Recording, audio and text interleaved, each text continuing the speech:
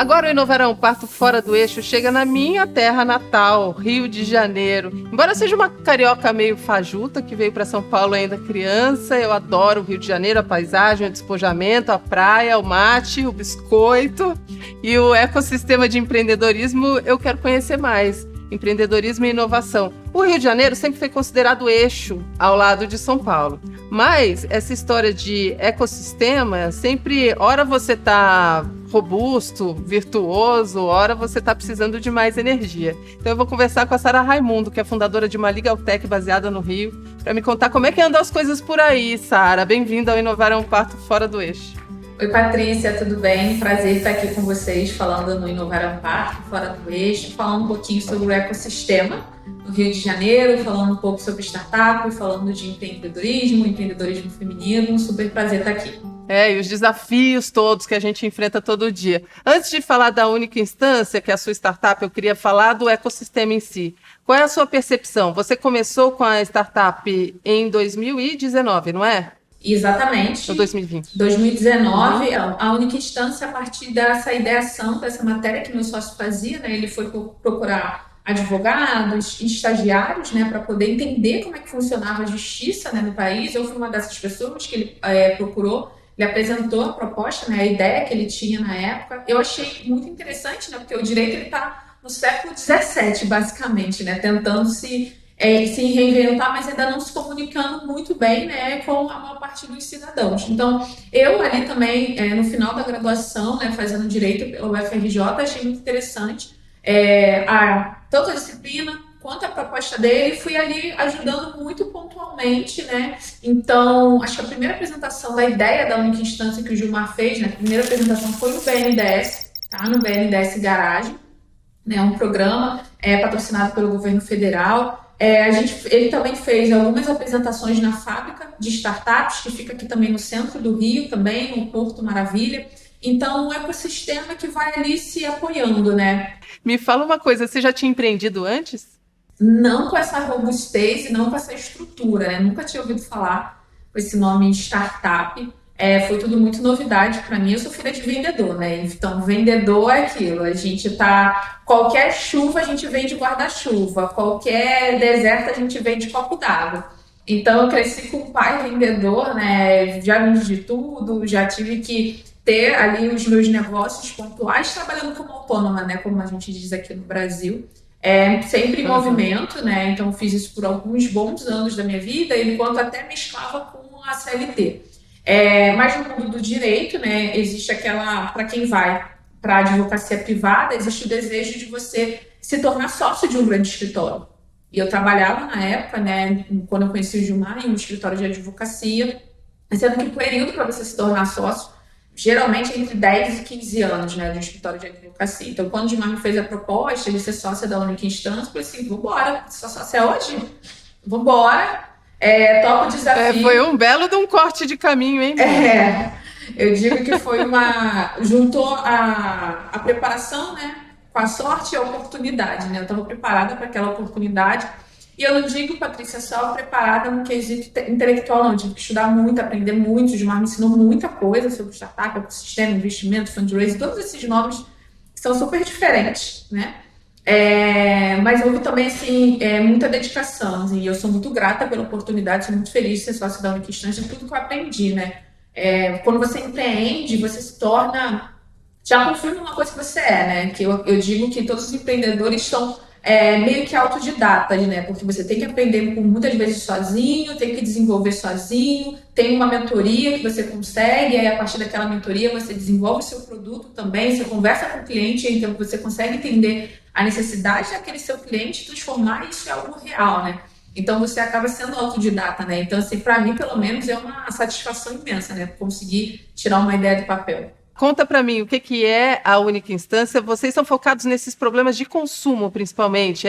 Conta telefônica, de celular, de operadora, como é que é isso? Exatamente, né? A única instância é uma fintech de impacto social que aproxima o cidadão de seus direitos, né? Nosso foco são contas de casa, né? O nosso foco é ajudar a dona de casa, as pessoas que são ali da classe C, D e E, a organizarem as suas contas, a terem as suas contas em dia, mas pagando esses valores justamente, sem cobranças abusivas que a gente sabe que acontece muito. Então, dentro desses 2 anos de atuação da Única Instância, quase 3, né, a gente está aí criando um conhecimento, né, desenvolvendo um conhecimento de que, ao olhar a conta da Patrícia, a gente consegue identificar só no olho, né, mas é claro que hoje isso está baseado em tecnologia, a gente consegue saber se existe alguma cobrança indevida e a gente consegue fazer a ponte para que essa cobrança ela cesse, né? Porque uma coisa, Patrícia, é uma pessoa que ganha 10 mil reais ter uma cobrança ali de 15 reais todo mês. Outra coisa é uma pessoa que ganha um salário mínimo e meio, classe C, D e E.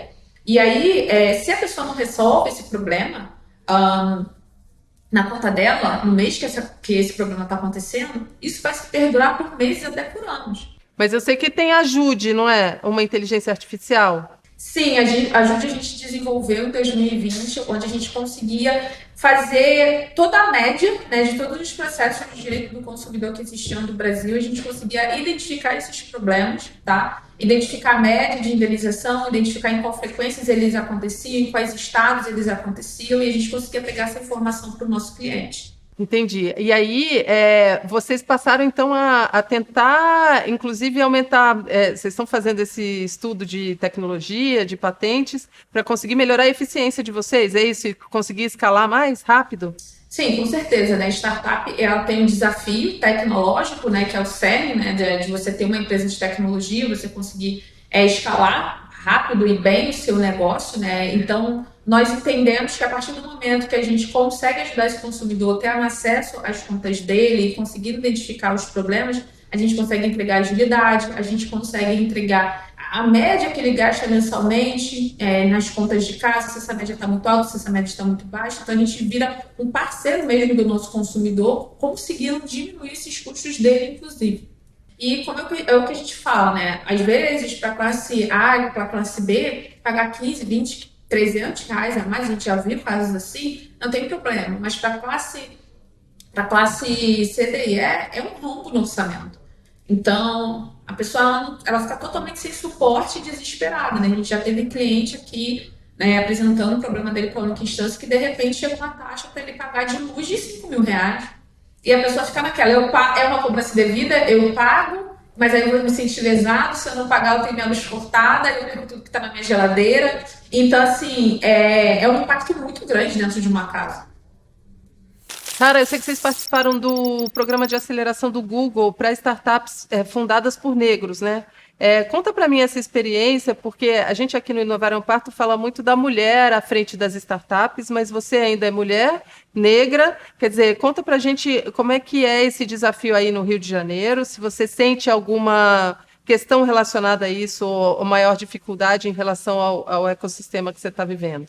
Assim, dificuldade a gente enfrentou desde o início, né? Então, a gente ainda enfrenta, né? Apesar da Única Instância ter aí várias aparições na mídia, assim, ainda assim é um local de desconforto, não pra gente, mas para algumas pessoas que nos veem, nos assistem, né? Acabam assistindo alguma apresentação da Única Instância, e a gente entende que às vezes a pessoa nem sabe, né? Porque ela tá tão desconfortável com 2 pessoas pretas fazendo a apresentação de uma startup para ela, né?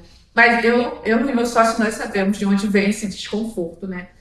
E foi muito grato para a gente ter participado do Google for Startups, porque o meu sócio, ele sempre comenta isso, o Gilmar, e eu concordo extremamente com ele, que o empreender é um momento, é um estado onde você fica meio isolado, né? Porque você está falando sobre cultura, você está falando de desafios de time, você está falando de jornada do seu cliente. Não é qualquer lugar que você chega, senta e fala sobre esses desafios e uma pessoa pode te responder, né? Então, acaba que você se isola também um pouco, né, dos seus amigos, da sua família, porque você está imerso ali empreendendo. E no nosso caso, foi imerso empreendendo numa pandemia. Então, o isolamento foi maior ainda, né? A dificuldade era maior ainda. E a troca com outros empreendedores era extremamente necessária. Então, né, quando surgiu, nós nos inscrevemos em dezembro de 2020. A primeira entrevista, né, as primeiras fases do processo seletivo foi no início de 2021.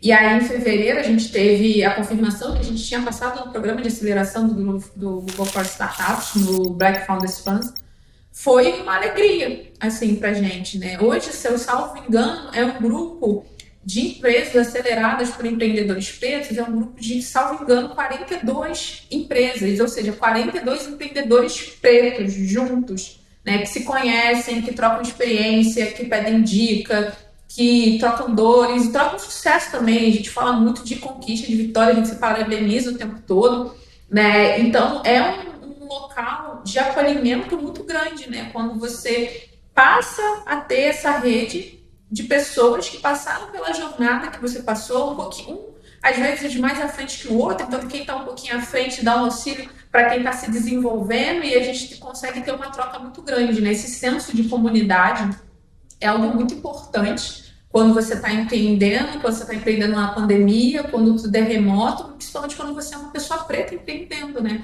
Porque o círculo é menor ainda, né? As mulheres, né, como as pessoas pretas, elas são invisibilizadas, mesmo quando elas estão desenvolvendo um trabalho muito grande, até quando elas estão desenvolvendo um trabalho muito grande, muito importante, que é trabalhando com tecnologia, trabalhando com inovação, resolvendo problemas reais, né? A gente fala muito de empreendedorismo, né? Um empreendedorismo até que antes, né, de 2022, quando a gente teve aí uma carta do iCombinator, né, falando do inverno das startups, que alguns empreendedores, né, não negros conseguiam levantar milhares de reais simplesmente com PPT.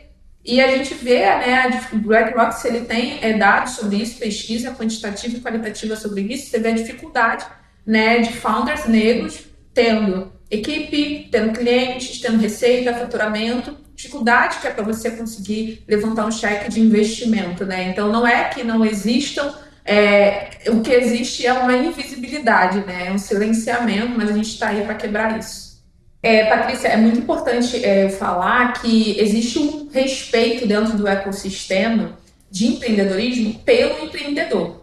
Então, mesmo as pessoas que abriram uma empresa e por qualquer motivo tiveram que fechar as portas por pandemia, porque não tinha cliente, porque o modelo de negócio não era validado, essa pessoa ela tem um respeito, porque ela botou a cara para bater. Ela arriscou as economias dela, ela saiu do emprego dela formal, ela abdicou de benefícios de um horário de entrada e de saída, ela trabalhou mais de 12 horas por dia para uma coisa que ela acreditava. Então, mesmo que o negócio não tenha dado certo, existe uma respeitabilidade. Não se fala isso para o empreendedor. Porque essa pessoa teve coragem de fazer algo que a maioria não faz. E tá tudo bem. Exatamente.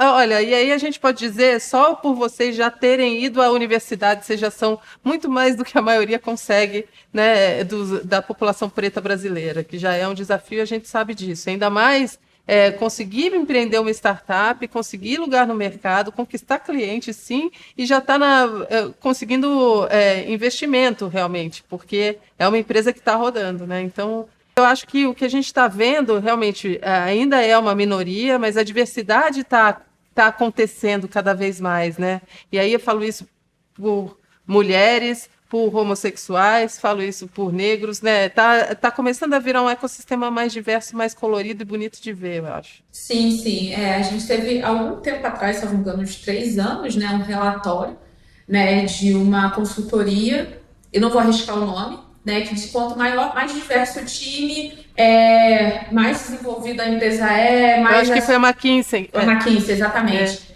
Mais desenvolvido o time melhor o cliente é atendido, porque não é, né, um grupo, né, de pessoas que não entende o seu cliente, né, que não tem acesso ao seu cliente, né. Então, você acaba conseguindo se comunicar, porque quando eu e meu sócio, a gente ia fazer pesquisa primária, né, que é entrevistar as pessoas, eu não ia, mas o meu sócio ia, né, porque no meu olhar já era mais viciado. Meu sócio ia no Tribunal de Justiça.